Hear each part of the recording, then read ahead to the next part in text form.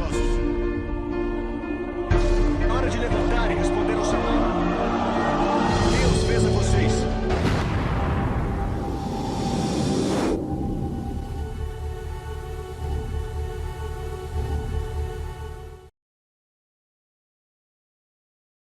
Fala, homens corajosos, mais uma semaninha, mais um dia de estudo. Rapaz, eu quero parabenizar você, hein? Você é corajoso, não é não, Fer? O cara não é corajoso? Corajoso, tá até agora aqui com a gente, né? Pô. Entrando no capítulo 5. Olha, Sinal que tá impactado aí. ele tá, ou ele está gostando, ou a esposa está fazendo ele fazer o curso. O que você acha, Robertão? Eu acho que é um pouco dos dois, viu? Um pouco é a pressão da esposa e um pouco é uma questão de atitude, né? De posição e procurar um conhecimento, procurar um pouco de sabedoria para poder administrar o que ele vem administrando já. Muito bem.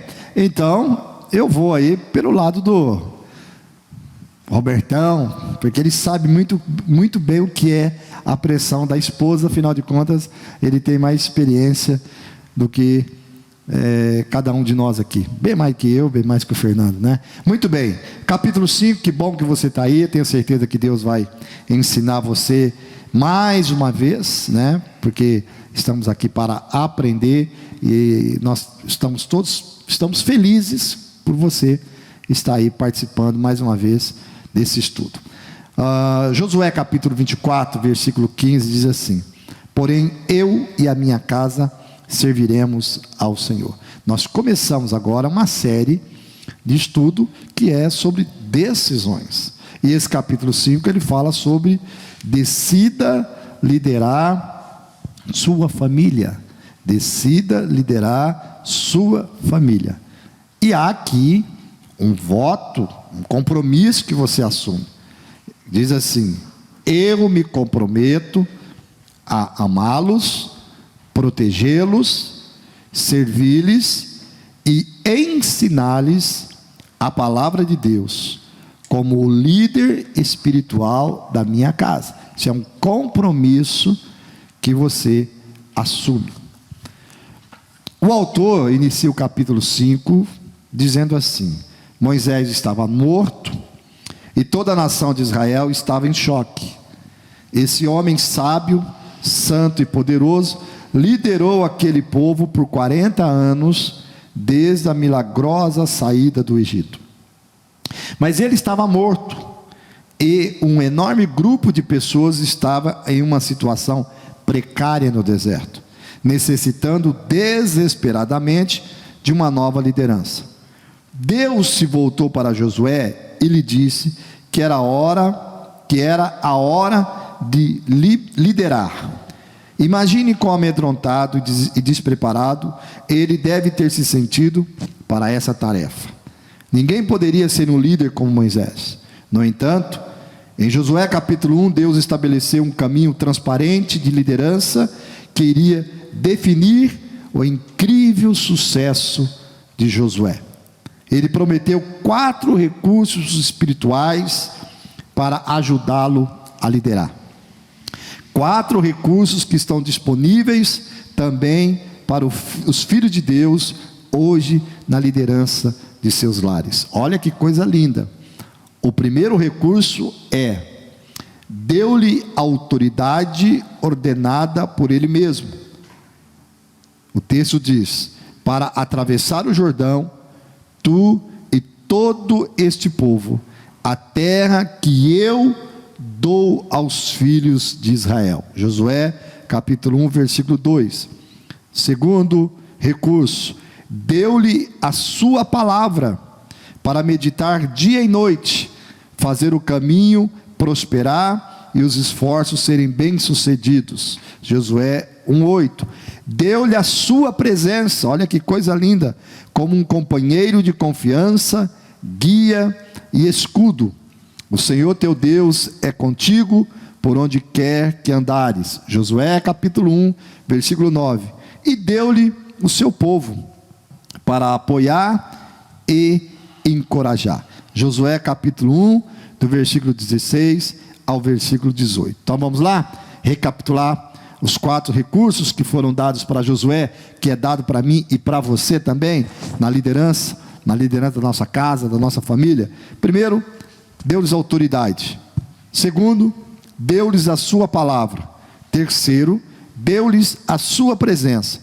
E por quarto, o quarto recurso, deu-lhe o seu povo para apoiar e encorajar.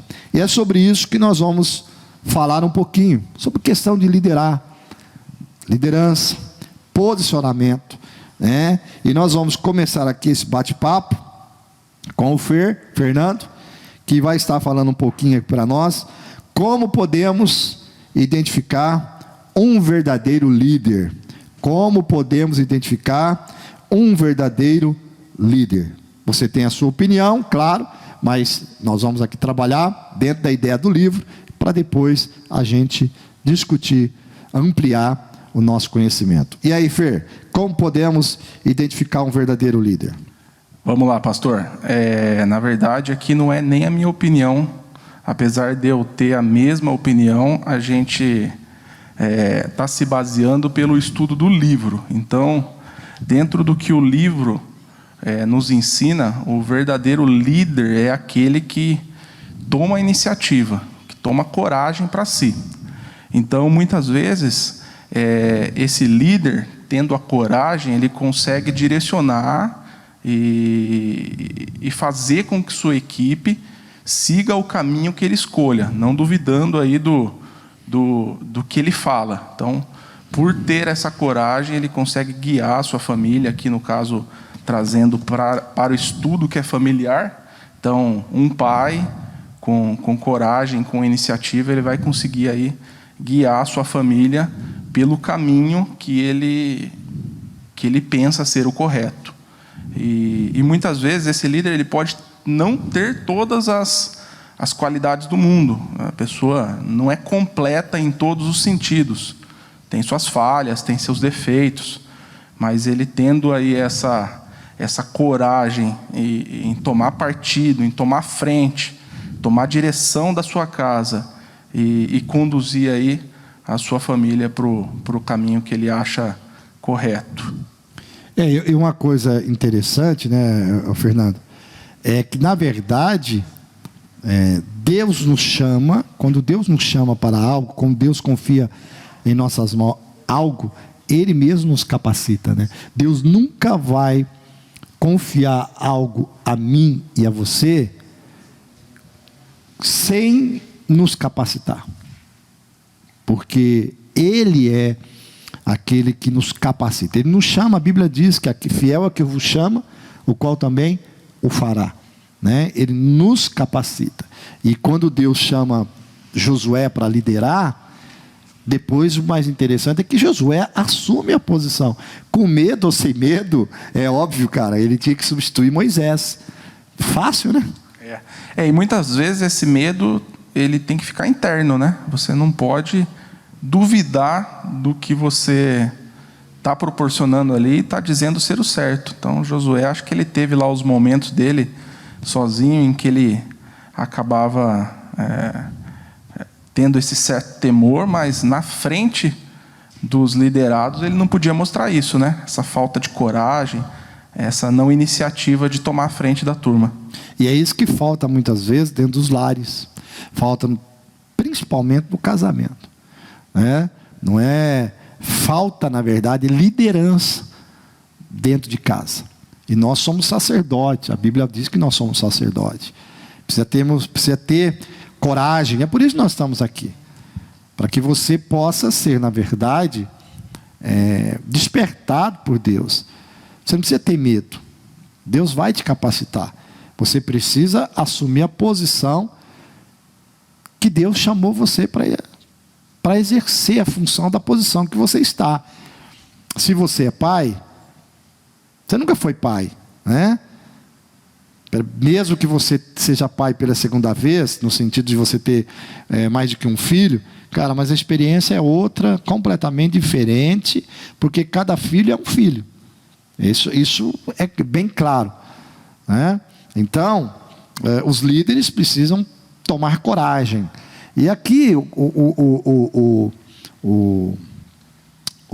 autor, ele fala na questão de família, de liderar a família. Depois eu vou voltar com esse assunto com o Fernando sobre a questão de liderança, né? Fazer mais uma perguntinha para ele.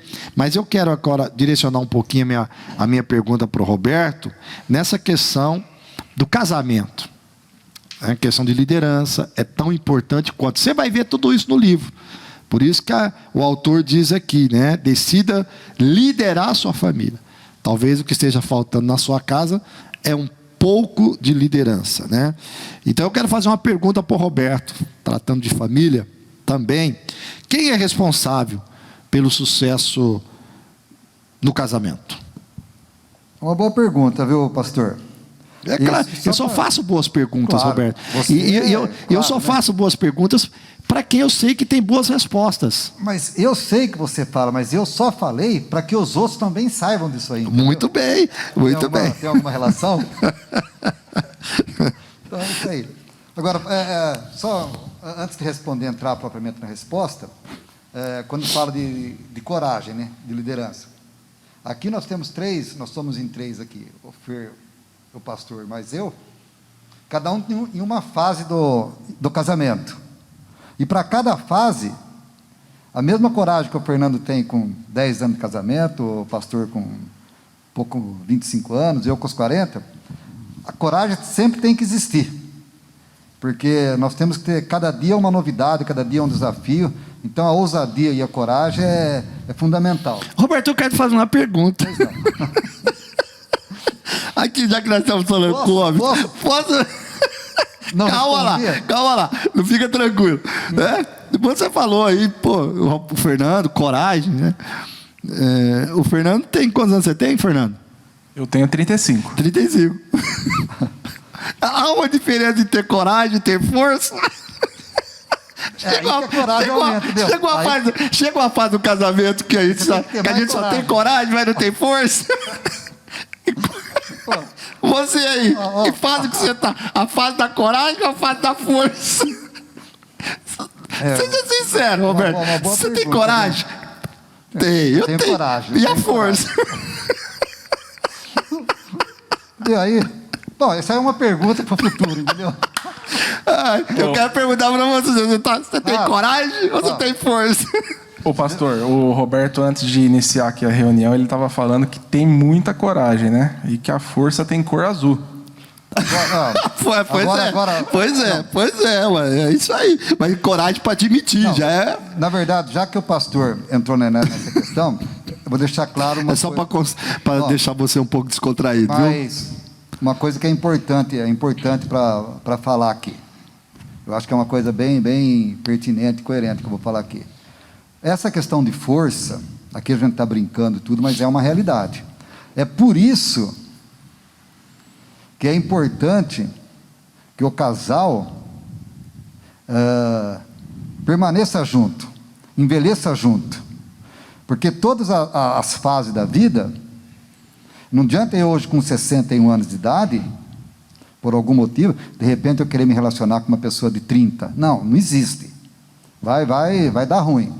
Então, por isso que é bom quando a gente envelhece junto, que nem eu e a Cleusa, tantos anos juntos. Então, ao passar dos anos, a gente melhora em algumas coisas e piora em outras. Mas a convivência, a intimidade, a cumplicidade que tem, supera essas divergências. Você gostaria de saber... Eu tenho certeza que você perguntasse e qual que ele piorou. Mas isso é assunto para depois. Vamos lá, Robertão. Quem é responsável pelo sucesso? Piorei a visão, que agora eu não usava óculos, hoje eu uso. Isso aí. Mais fraco, piorou.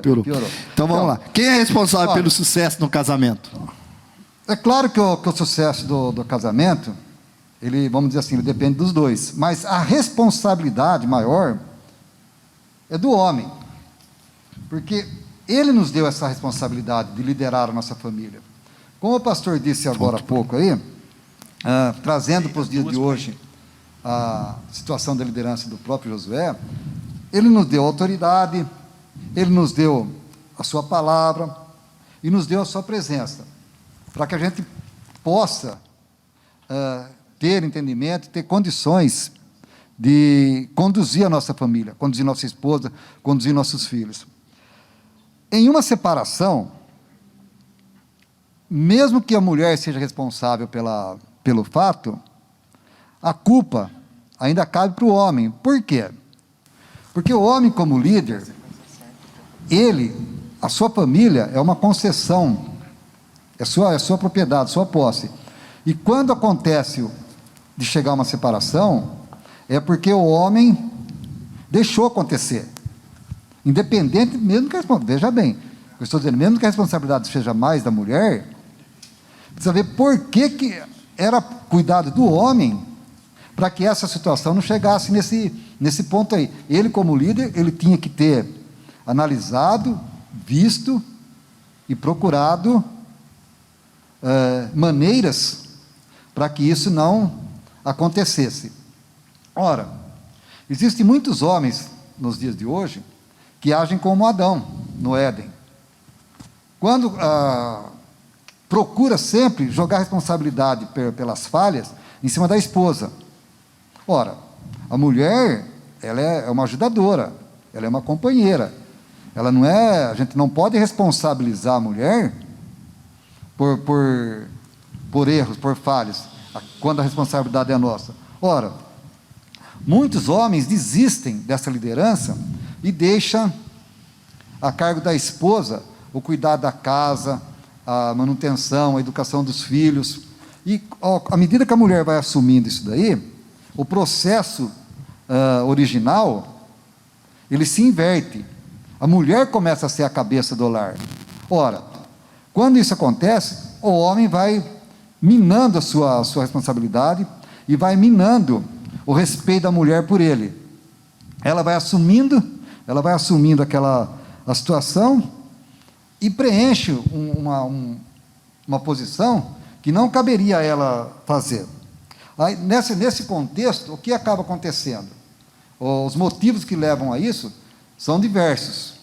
Mas, quando isso daí chega, até uma vez, brincando aqui com o pastor, uns anos atrás, aí, não sei se ele vai se recordar, entre nós aqui, nós falamos assim, é o homem banana, que ele se acomoda, está fácil para ele.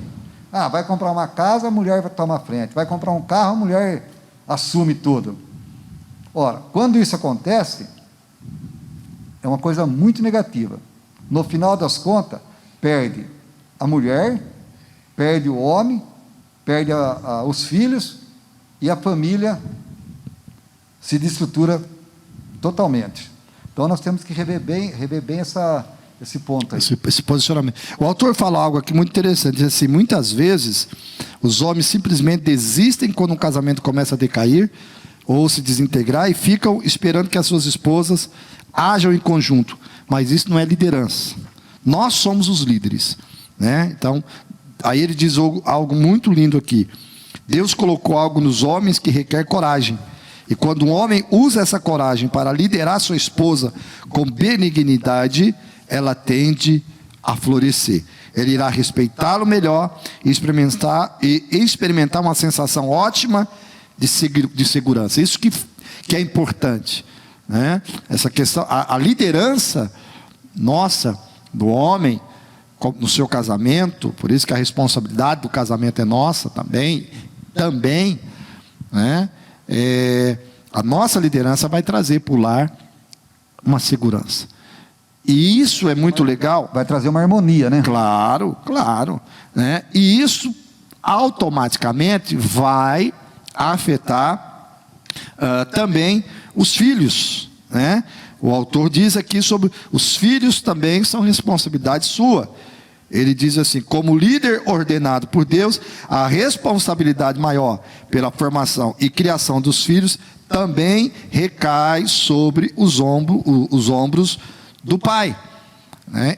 Gente, a falta, a ausência paterna, nós já falamos aqui em aulas anteriores, mas a ausência paterna é algo muito sério, né? Então, eu quero perguntar para o Roberto aqui mais uma vez, antes de passar para o Fernando, né?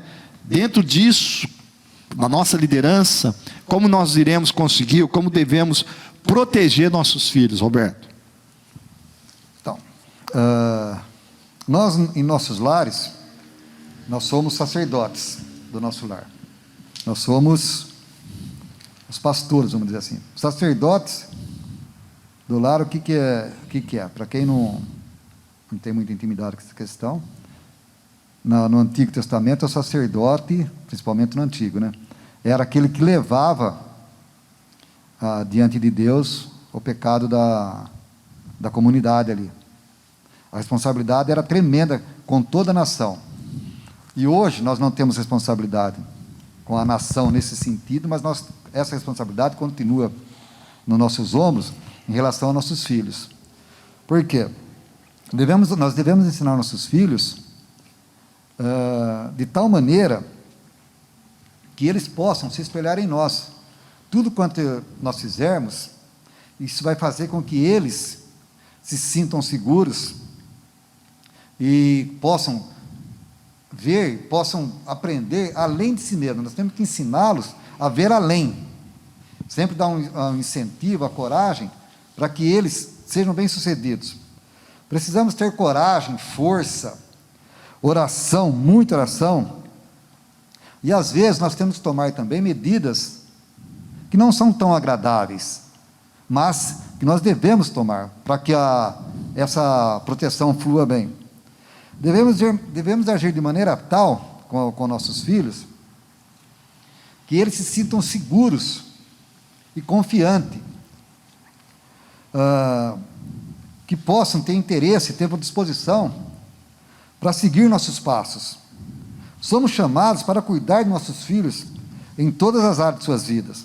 Nós temos que protegê-los fisicamente, materialmente e, acima de tudo, espiritualmente, para que eles cresçam homens tementes a Deus e não venham, a partir da adolescência, ali, que eles começam a conhecer o mundo sozinho, não se enveredem pelo caminho dos maus. Aí entra provérbio: nós devemos ensinar a criança para que, quando for grande, eles não se desviem. E isso é a responsabilidade única e exclusiva nossa, como pais. Esse capítulo aqui, ele é muito top, né? Porque ele vem falando dessas questões, ele vem falando do como tratar a família. Eu irei amá-los, amar minha ele é muito esposa. amplo, né? Nossa, ele é muito lindo. Esse capítulo é muito lindo, muito lindo. E uma coisa que ele fala aqui dos filhos, ele diz assim: eu irei protegê-lo. Isso aqui é muito lindo. Ele fala assim, ó: pais são os maiores protetores, física, emocional e espiritualmente. Por exemplo, quando o homem leva sua filha até o altar em seu casamento, ele deveria estar comunicando duas coisas importantes para ela e os outros presentes. Primeiro, que ele preservou a pureza moral da filha durante toda a sua vida para seu marido. Segundo, que o homem ao qual ele está prestes a entregar sua filha provou ser moral, financeira e espiritualmente qualificado para conduzi-la, mantê-la e protegê-la a partir daquele dia. A maioria dos homens não percebe ou reconhece essa fantástica responsabilidade. Mas como um pai, sei que você é chamado para pastorear e proteger seus filhos em cada área de suas vidas durante o curto período de tempo que você tem com eles. Muito lindo isso, né, Roberto? É muito importante. É isso que eu estou dizendo. A gente tem que ter a nossa ousadia, a nossa disposição e o nosso exemplo, né? É fundamental para que isso aconteça, né? É interessante, por isso que a gente precisa usar, né, Fernando, todas as ferramentas aqui que nós lemos no início, né? Os recursos, 4 recursos que Deus deu para Josué, que a gente pode usar, né? A autoridade, a palavra de Deus, a presença de Deus e o povo. O povo é a família, a igreja, para nos encorajar, né?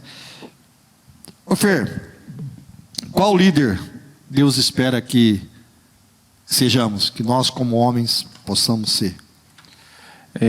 Pastor, o líder, acredito que Deus espera de nós é um líder espiritual, um líder que ora, que estuda a palavra, que tenha uma comunhão com Deus e que todos ali ao seu redor, todos os seus liderados, acabam vendo que suas atitudes, seus caminhos são sempre baseados nessa vida que ele tem com Deus. Então, esse líder espiritual, ele vai se tornar um exemplo para a sua geração. Se seu filho vê que você é um líder que toma todas as atitudes de acordo com o que Deus espera, então, muito provavelmente, essa sua liderança vai impactar na vida dele. E ele vai crescer tendo o seu exemplo, como a gente viu aí em capítulos anteriores, de como um pai pode influenciar, agora nesse caso aí, na vida espiritual do filho aí, partindo de seu exemplo da casa. Olha, eu quero encorajar você a fazer com garra esse capítulo. Vai impactar a sua vida, com certeza, assim como todos os outros, né? E o autor vai ter o último capítulo, o último parágrafo do livro, diz assim: o homem não é perfeito, mas todo homem pode ser corajoso.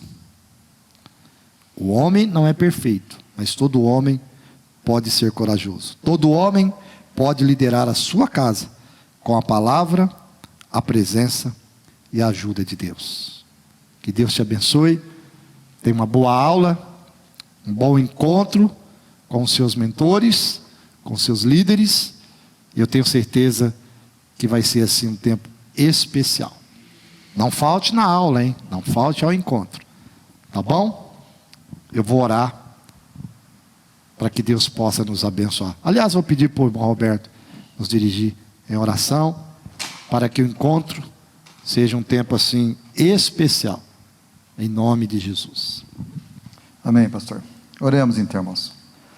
Meu Deus amado e querido, em nome do Senhor Jesus, nós entramos mais uma vez na tua presença, para agradecer por esse tempo que o Senhor tem nos proporcionado. Que o Senhor nos ajude, Pai, a perseverarmos, a termos coragem, ousadia, para que possamos, ó Pai, levar adiante aquilo que você tem colocado no coração do pastor, a qual ele tem nos direcionado, Deus, para que levemos também esta palavra, este estudo aos nossos irmãos. Que o Senhor direcione a cada um que tem participado desses estudos e a exemplo de outros que já fizeram, Pai. Que o Senhor também faça com que eles perseverem e tenham, Pai, disposição, coragem, ousadia para estudar conosco esse livro, Senhor. Sabemos que muitas vezes é difícil o tempo, mas cremos em nome de Jesus, que assim como Ele tem nos abençoado, abençoou outros irmãos, Ele abençoará e impactará a vida de cada um que assim o fizer. Em nome de Jesus, amém. Amém. Deus te abençoe. Lembre-se, todo homem pode não ser perfeito, mas todos podem ser corajosos. Valeu? Deus te abençoe. É nóis.